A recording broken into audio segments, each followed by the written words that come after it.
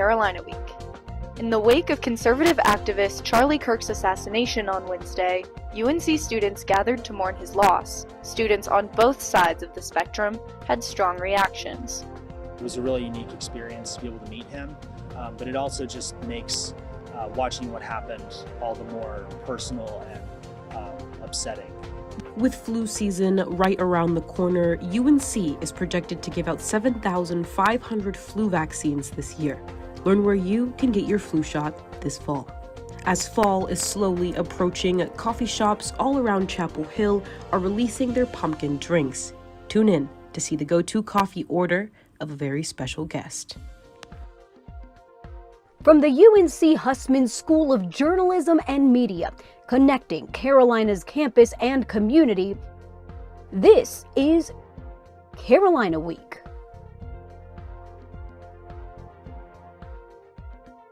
Good morning and welcome back to Carolina Week. I'm Mackenzie Acton. And I'm Aaliyah Mitchell.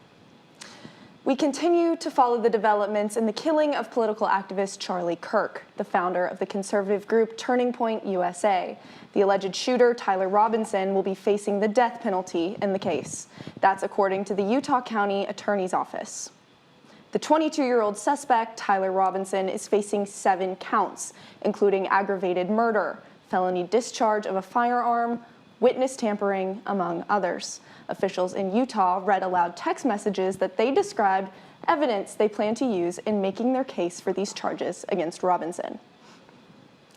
As we learn new details from the investigation, we are also hearing from Kirk's wife and his organization Turning Point USA, both promising to continue his mission, targeting the youth with a conservative message. Kirk visited UNC Chapel Hill in October, and I had the chance to speak to conservatives on our campus about his influence. It was a really unique experience to be able to meet him, but it also just makes watching what happened all the more personal and upsetting. The president of UNC's college Republicans met Charlie Kirk not even a year ago when the conservative activist visited UNC Chapel Hill. He had no idea it would be the last time Kirk would be on campus. And then I looked down and saw a notification that I got that he had been shot. When Kirk was shot and killed last week at Utah Valley University, college conservatives across the country vowed to continue his mission, where he focused college campuses, like right here at UNC.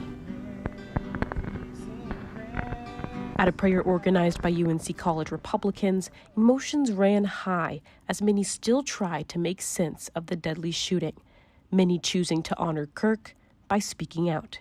Coming on last year, I was very scared to talk about my political views, my political beliefs, but now is a better time than ever to speak out against what I believe in, because it's not okay that we're shooting somebody or trying to kill people just because of the one opinion that they have.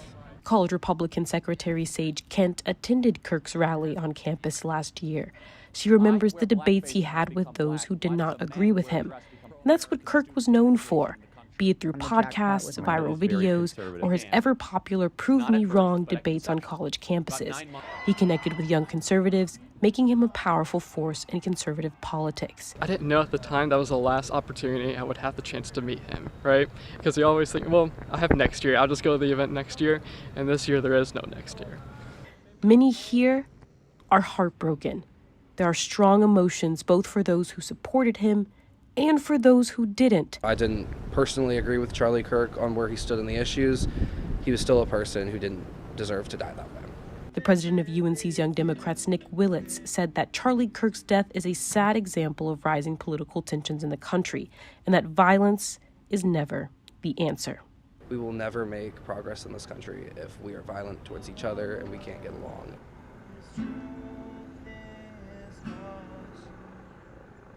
W held similar memorials in honor of the life of Charlie Kirk. Now, President Donald Trump is threatening to once again declare a national emergency in Washington, D.C., this time over the city's refusal to work with federal immigration agents. The city's mayor, Muriel Bowser, thought the White House would not be upset over D.C. police not working with ICE. Mayor Bowser recently issued an order requiring the city to cooperate with federal law enforcement indefinitely. but clarified that D.C. did not need a, quote, federal emergency, end quote. She has highlighted that there are no plans for local Metropolitan Police Department to participate in immigration enforcement efforts going forward. Immigration enforcement is not what MPD does. And with the end of the emergency, it won't be what MPD does in the President Trump later wrote on Truth Social, to the people and the businesses of Washington, D.C., don't worry, I am with you and won't allow this to happen. I'll call a national emergency and federalize if necessary. In another Truth Social post, President Donald Trump said that his emergency declaration in Washington, D.C., which recently expired, had reduced crime, and claimed that the crime numbers will go back if local police do not agree to cooperate with immigration and customs enforcement. Mayor Bowser said the city will continue to do what it has done in recent years to bring crime down. North Carolina Governor Josh Stein has requested more funding from the federal government for the damage done during Hurricane Helene. Even though the hurricane happened almost a year ago, Western North Carolina residents are still being affected. Stein's proposal includes a request of $13.5 billion from Congress. Of that $13.5 billion, $8.3 billion will go to the Department of Housing and Urban Development. Stein cites other natural disasters in the bill as reason for needing more funding and urges Congress for a new commitment. The next stage of recovery is going to require a new commitment from Congress and from the administration to not forget the people of Western North Carolina. UNC says it wants to, quote, prioritize enrollment for North Carolina residents by reducing financial aid for out-of-state students, end quote. Leadership discussed cuts for school budget and laid out a framework for their priorities this week. Continue to raise our game, which is why the administration says the 4 guiding principles for how the school is deciding on budgetary cuts are to protect Carolina's core mission, make strategic, differentiated cuts, lead with data and transparency, and preserve capacity for Carolina's strategic priorities. UNC's leadership team has already found $70 million in cuts for this fiscal year. For out-of-state students, the leadership says it plans to cut financial aid from 44% to 18%. With the job market slowing, many students are unsure about their future after graduation. The Bureau of Labor Statistics reports U.S. unemployment held at 4.2% last month. But for young workers, the rate is more than double, nearly 9%. Some students here at UNC say finding stable work after graduation feels harder than expected. Mixed bag, that's for sure. A lot of interviews and a lot of applications, but as you can tell, like recently the job market has been iffy. Despite the slowdown, many are finding ways to stay flexible, taking advantage of campus resources and holding on to optimism about what comes next. With flu season coming up, some are making plans for vaccines, including the clinics. One of our reporters, Emma Kane, is live from outside the student stores where flu vaccines are available at the pharmacy. Emma, tell us what you're seeing. Here at the student stores, people are going in and out all morning. It's a lively morning here on campus, and if they go up that escalator in the student stores and head to the mini clinic, they are able to get their flu vaccine. According to the director of pharmacy here at UNC, they plan to distribute 7,500 flu vaccines this year. The CDC says that they plan to distribute 154 million nationwide. I talked to a former CDC director to see what she thought the response would be to the flu vaccine since COVID and given all the controversy surrounding vaccines. And sometimes it depends on the vaccine type. Maybe they'll get certain vaccines, but not others. It's hard to say if this is all changed because of the pandemic, but it feels like there are some people who are less likely to get vaccines now compared to the past. On campus, UNC students are still receiving their flu vaccine. According to Amy Sauls, the director of pharmacy and professional services, they will distribute 100 to 150 vaccines a day during the months of September and October. The vaccines protect against 3 strains of the virus, the same as last year. Saul shared that while they will not know the efficacy of the flu vaccine for a few months, she still sees Tar Heels getting the vaccines to stay safer and healthier. Want to get vaccinated, want to take care of each other by, trying to keep from getting sick and from spreading illness to others. Students can either do walk-in appointments here at the Student Stores Mini Clinic or on South Campus at the Taylor Campus Service Health Building. Back to you at the desk. Thank you, Emma. Flu season is right around the corner, and the change in weather is also approaching pretty fast around that corner. It is, and we have the latest in temperatures coming up on Carolina Week.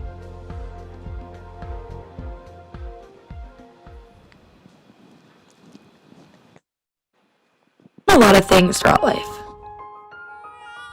Some to soothe you, some to nourish you, some to please you. Eventually, there comes a point where you can choose what you receive.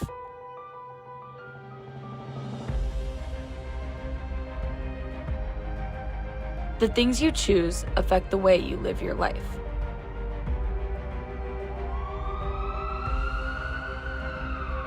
The choice is yours. Choose wisely.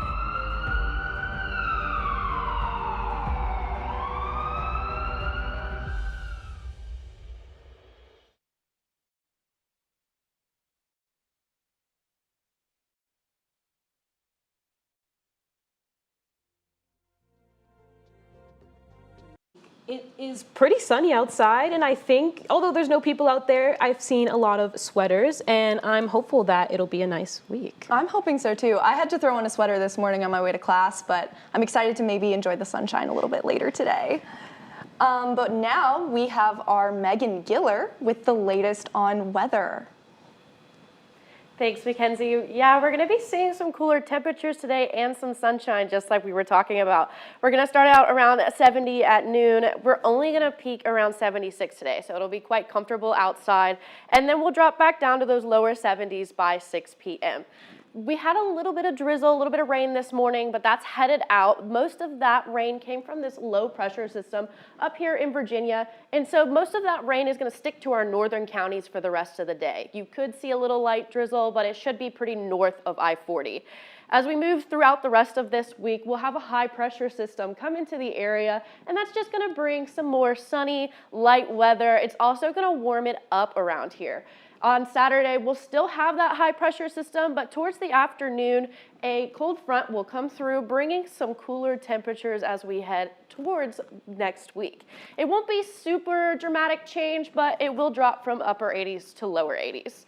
Looking at the big picture here, we're seeing 76 today, so nice and comfy. That's why we have all those sweatshirts on today. But as we move throughout the rest of this week, we'll probably want to put those back away as we head into the lower 80s on Thursday. Friday, that's when we really peak. We're seeing 87. And then as we move into this weekend, temperatures will slowly go back down into the mid and lower 80s. Thanks, Megan. We are approaching the one-year anniversary of Hurricane Helene, and Carrboro is hosting the Common Good Mutual Aid Art Auction to support those affected by flooding. Hosted by the Arts Center in Carrboro, 80% of the auction's proceeds goes towards flood relief for artists affected by Helene and the flooding in Orange County. Initially, the auction was meant to be held at the Eno Arts Mill to raise money for artists in Western North Carolina. However, on July 7th, 2025, the mill flooded, forcing the move to the Arts Center. Gallery manager Caroline Howler explains what the community lost. So a lot of people in Orange County lost a lot of materials, sometimes their houses, a lot of studios. Of course, the entire Arts Mill was flooded out. Some people that had their studios there for a very long time. Attendee Anik Legoff says that the art brings communities together. The most important things in the world are kind of these intangible things like art and creative expression, or like this show is really great because it's just about community, trying to support community. And the Mutual Aid Art Auction will be occurring every weekday until September 22nd if you're interested in supporting local artists. Bringing us back to that cool weather, temperatures are dropping, and so are the new fall drink menus at coffee shops, just in time for sweater weather. UNC student-run cafe, The Meantime Coffee Co., launched their seasonal menu Monday, and an employee told us students are already ordering their favorite fall drinks. Student Katarina Leedy, who loves a good cardamom latte, says that she chooses Meantime, not just for the caffeine, but for its dedication to the community. They work with student groups, they have a lot of sustainability efforts, and then I think they also just hire really cool people and just kind of foster a really nice community on campus. Starbucks on Franklin Street also released its fall menu. The launch comes as sales dipped by 2% this year, according to a financial release from the company. Regardless, though, it is still the favorite of one beloved Tar Heel. Do you have a favorite fall drink? Pumpkin spice latte? Good answer.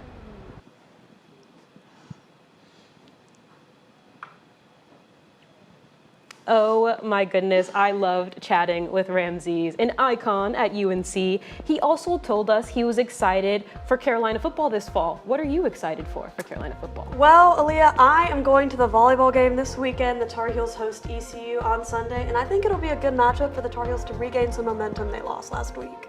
Thank you so much. Well, luckily we have an expert on UNC sports, Marilee Tu from Sports Extra, to give us an update on all things Tar Heel. Stay tuned.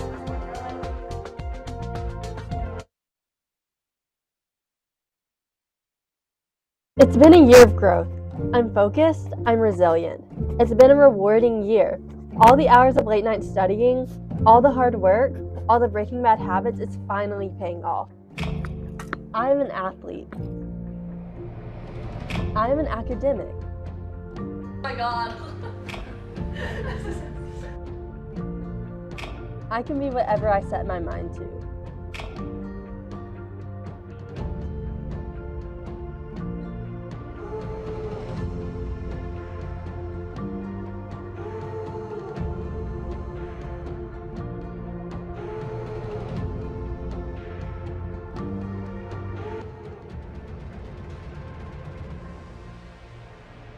And I am not my old bad habits.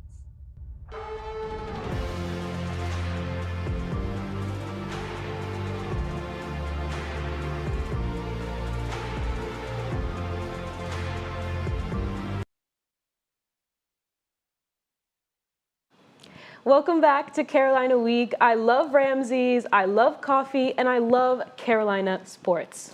We are headed to Marilee Tu for an update on UNC sports. Marilee, how are the Tar Heels doing this season?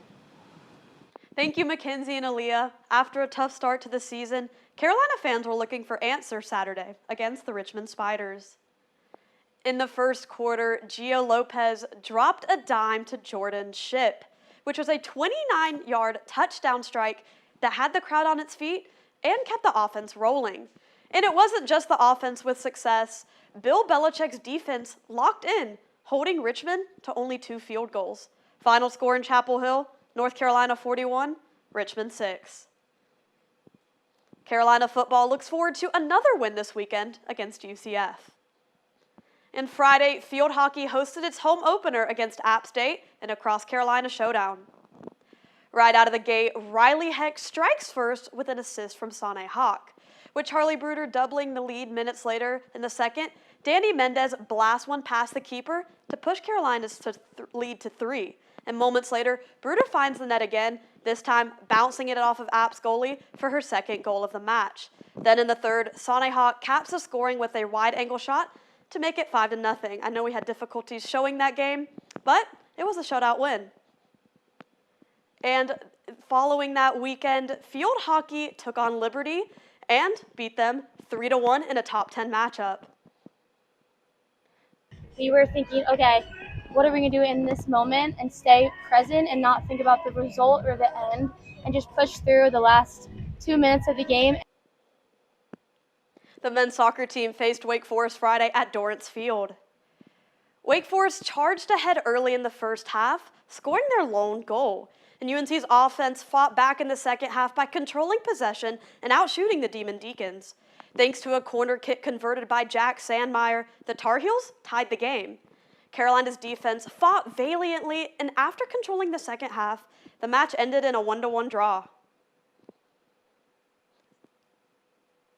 And last night, UNC men's soccer dominated Memphis under the lights at Dorrance Field. In the 22nd minute, Gabriel Bracken Serra set up Nacho Abial for this sharp finish into the top corner.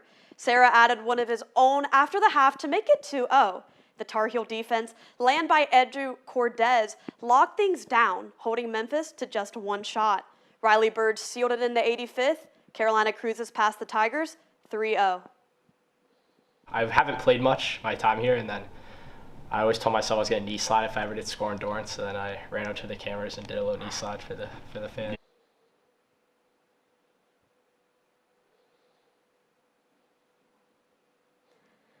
Tune into Sports Extra this Friday for a preview of this weekend's sports. Back to you, Aaliyah and Mackenzie. Thanks, Marilee. Make sure to tune into Sports Extra every Monday and Friday for everything UNC sports. And we will be right back with more from Carolina Week.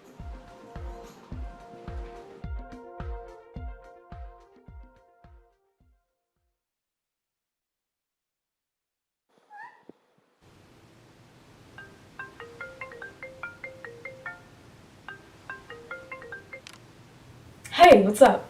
Hey, are you still coming out tonight? I'm not sure. I'm not feeling well. Don't tell me something again. Didn't you say we're last week? I know. It's so suffocating, but I just can't stop thinking about him. Girl, you do so much better than him. He's still toxic and controlling. Yeah, but I feel like when he goes around, girl, Yeah, I probably never last. you're right. He's super crazy. But I promise this is the last time. You said that the last time, and the time before that, your relationship isn't healthy for you. You gotta let him go. Okay, you're right. I can't let him.